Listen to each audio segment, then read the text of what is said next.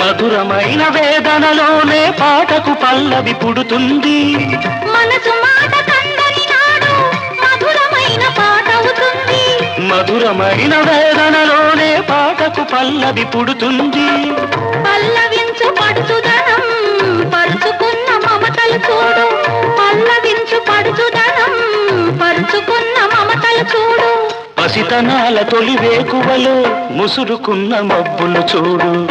అందుకే ధ్యానం, అందుకే మౌనం, అందుకే ధ్యానం, అందుకే మౌనం.